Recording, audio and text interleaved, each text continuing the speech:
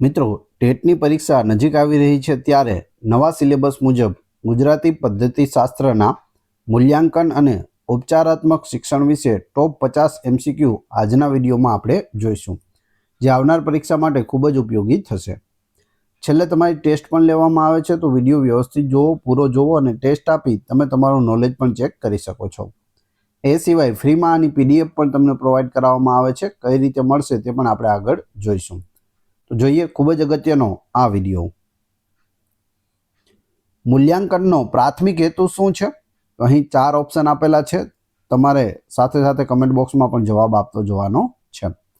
મૂલ્યાંકનનો પ્રાથમિક હેતુ જવાબ આવશે વિદ્યાર્થીની શીખવાની પ્રગતિ અને શિક્ષણમાં સુધારાની જાણકારી મેળવવી. Option C. CCEમાં સી એટલે કે કન્ટિન્યુઅસનો અર્થ શું થાય છે? CCCનું પૂરું નામ પણ આપણે આગળ જોઈશું. તો CCEમાં કન્ટિન્યુઅસનો અર્થ થશે સતત, વર્ષ દરમિયાન નિયમિત. Option C. CCEમાં સી એટલે કે કોમ્પ્રેહેન્સિવનો અર્થ શું થાય છે? બીજો સી છે તેનો અર્થ થશે સર્વગ્રાહી, વ્યાપક, શૈક્ષણિક અને સહશૈક્ષણિક પાસાઓ. CCCનું અહીં નીચે પૂરું નામ પણ આપેલું છે, કન્ટિન્યુઅસ એન્ડ કોમ્પ્રેહેન્સિવ એવેલ્યુએશન. CCE બંને છે તે યાદ રાખજો, અર્થ અને પૂરું નામ પણ યાદ રાખવું પૂછાઈ શકે.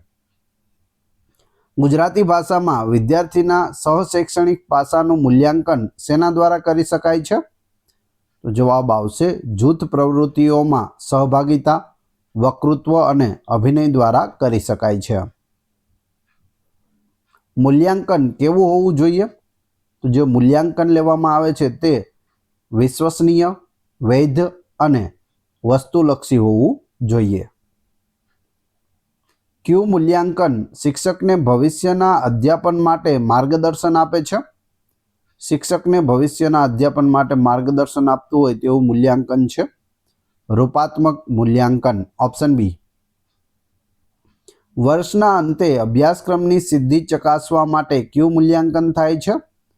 તો જવાબ આવશે યોગાત્મક મૂલ્યાંકન થાય છે. વર્ષના અંતે જ્યારે વર્ષ પૂરું થઈ જાય ત્યારે અભ્યાસક્રમની સિદ્ધિ ચેક કરવા માટે યોગાત્મક મૂલ્યાંકન થાય છે. ગુજરાતી ભાષામાં વાંચન કૌશલ્યનું મૂલ્યાંકન કરવા માટે કઈ પદ્ધતિ યોગ્ય છે? તો તે છે આદર્શ વાંચન, મૂક વાંચન અને અર્થગ્રહણ ચકાસવું. CCEમાં કયા પ્રકારની પરીક્ષાઓ પર વધુ ભાર મૂકવામાં આવે છે? તો જવાબ આવશે લેખિત, મૌખિક, પ્રાયોગિક અને નિરીક્ષણ. 4 પ્રકારની પરીક્ષાઓ છે, એક લેખિત, એક મૌખિક, પ્રાયોગિક અને નિરીક્ષણ. મૂલ્યાંકન દરમિયાન વિદ્યાર્થીના પોર્ટફોલિયોનો ઉપયોગ શા માટે થાય છે? તો જવાબ આવશે સમય જતાં વિદ્યાર્થીની પ્રગતિનું ચિત્ર રજૂ કરવા માટે થાય છે. નિદાન કસોટીનો મુખ્ય ઉદ્દેશ્ય શું છે? નિદાન કસોટીનો ઉદ્દેશ્ય જવાબ આવશે વિદ્યાર્થીની શીખવાની વિશિષ્ટ નબળાઈઓ અને ખામીઓ શોધવી. તેના માટે નિદાન કસોટી લેવામાં આવે છે. નિદાન કસોટીનું પરિણામ શું સૂચવે છે? કયા ક્ષેત્રમાં અને શા માટે વિદ્યાર્થી પાછળ રહે છે તે સૂચવે છે નિદાન કસોટી. જો કોઈ બાળક જોડણીની ભૂલો વારંવાર કરતું હોય તો તેના નિદાન માટે કઈ કસોટી કરશો? તેના માટે વિશિષ્ટ જોડણી અને લેખન નિદાન કસોટી લેવી જોઈએ. નિદાન કસોટી એ સંપાદન કસોટીથી કઈ રીતે અલગ પડે છે? જવાબ આવશે નિદાન કસોટી કેમ પાછળ છે તે શોધે છે, જ્યારે સંપાદન કસોટી કેટલું શીખ્યા તે ચકાસે છે. બંનેમાં ફરક છે. નિદાન કસોટી શું છે?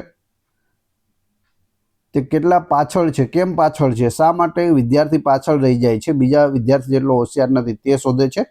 જ્યારે સંપાદન કસોટી છે તે કેટલું શીખ્યા તે શોધે છે. નિદાન પ્રક્રિયાનો પ્રથમ તબક્કો કયો છે?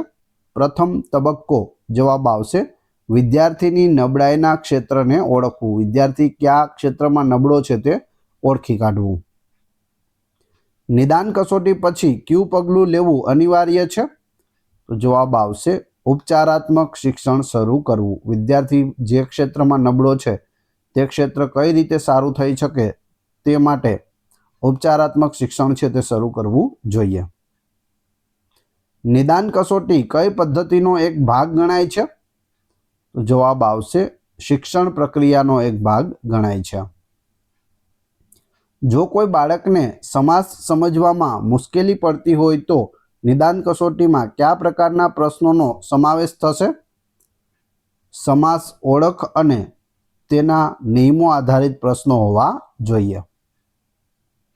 નિદાન કસોટીની રચના કરતી વખતે શું ધ્યાનમાં રાખવું જોઈએ? કૌશલ્યની નબળાઈના ચોક્કસ ઘટકો પર ધ્યાન કેન્દ્રિત કરવું જોઈએ. નિદાન કસોટી સામાન્ય રીતે ક્યારે લેવામાં આવે છે? સમય પર અથવા કોઈ વિષય વસ્તુ શીખવ્યા પછી જરૂર જણાય ત્યારે નિદાન કસોટી છે તે લેવી જોઈએ. મિત્રો, વિડીયો પસંદ આવી રહ્યો હોય તો લાઈક અવશ્ય કરી દેજો અને ચેનલ ઉપર નવા હોય તો ચેનલને સબસ્ક્રાઈબ કરવાનું ના ભૂલશો, જેથી આગળ પણ તમને સારા વિડીયો મળતા રહે. ઉપચારાત્મક શિક્ષણ એટલે શું?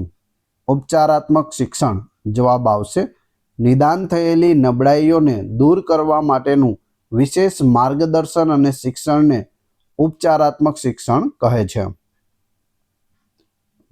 ઉપચારાત્મક શિક્ષણ કયા વિદ્યાર્થીઓ માટે હોય છે? શીખવામાં પાછળ રહેલા અથવા ચોક્કસ મુશ્કેલીઓ ધરાવતા વિદ્યાર્થીઓ માટે હોય છે. ગુજરાતીમાં વાંચનની ક્ષતિ ધરાવતા બાળકને ઉપચારાત્મક શિક્ષણમાં શું કરાવવું જોઈએ?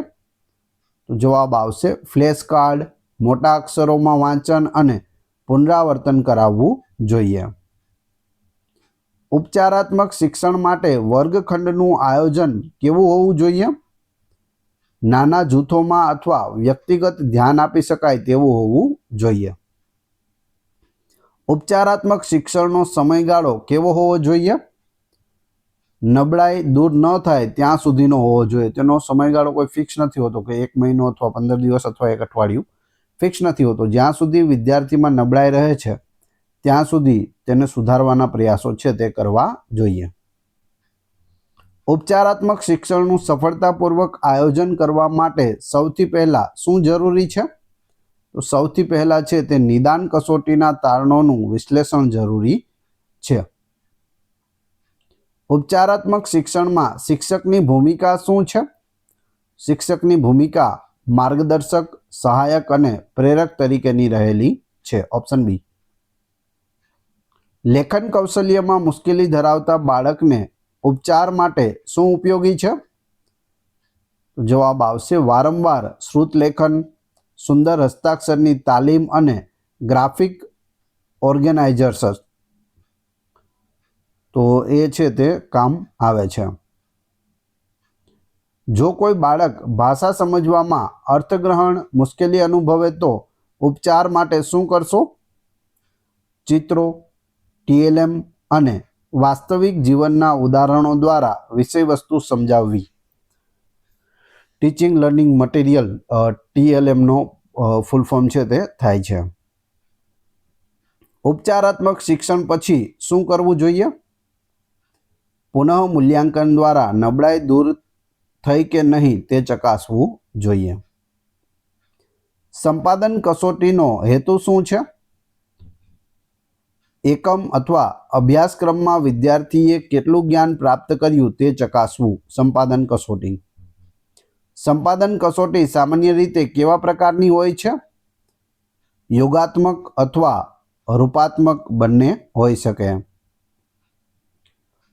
મૂલ્યાંકન પ્રક્રિયામાં નિદાન, ઉપચાર અને સંપાદન કસોટીનો સાચો ક્રમ કયો છે?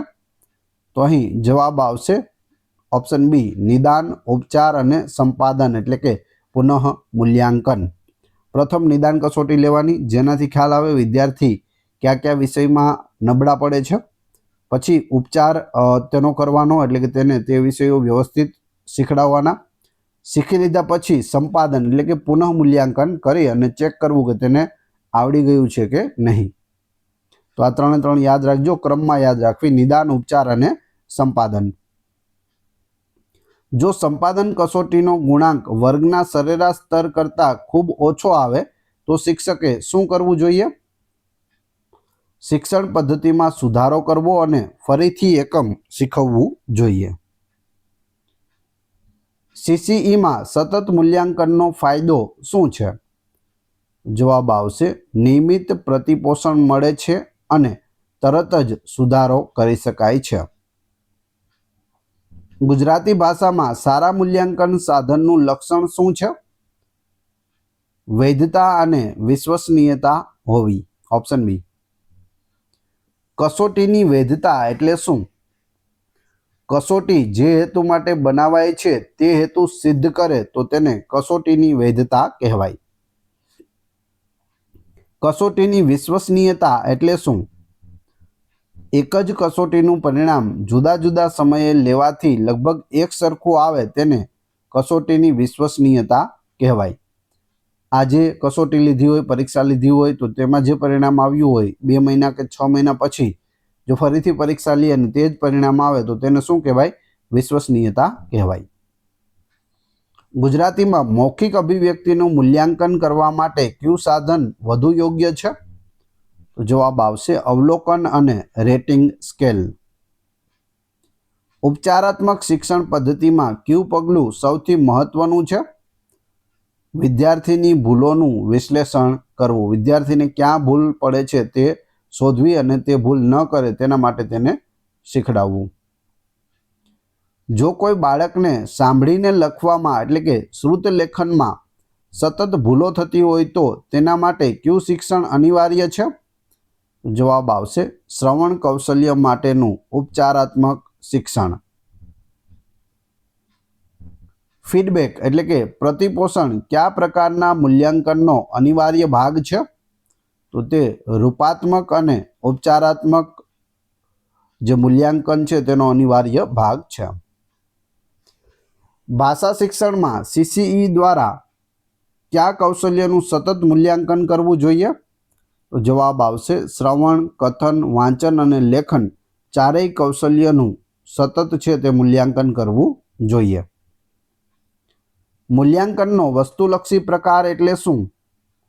તો જવાબ આવશે નિશ્ચિત હોય અને કોઈ પણ તપાસે તો પરિણામ બદલાય નહીં. એટલે કે એમસીક્યુ ટાઈપ જે પ્રશ્નો હોય છે તે.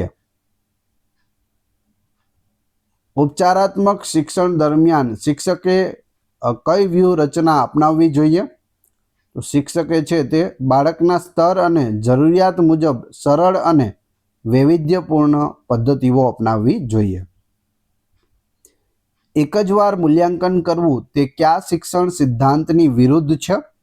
તો જવાબ આવશે સીસીઈ એટલે કે સતત અને સર્વગ્રાહી મૂલ્યાંકન. જો સીસીઈનું ગુજરાતીમાં તમને પૂરું નામ પૂછે તો પણ યાદ રાખી લેજો, સતત અને સર્વગ્રાહી મૂલ્યાંકન. ગુજરાતી ભાષાના પાઠ્યપુસ્તકના અંતે આપેલા સ્વાધ્યાયનો મુખ્ય હેતુ શું છે? સ્વાધ્યાયનો મુખ્ય હેતુ છે રૂપાત્મક મૂલ્યાંકન અને મહાવરો.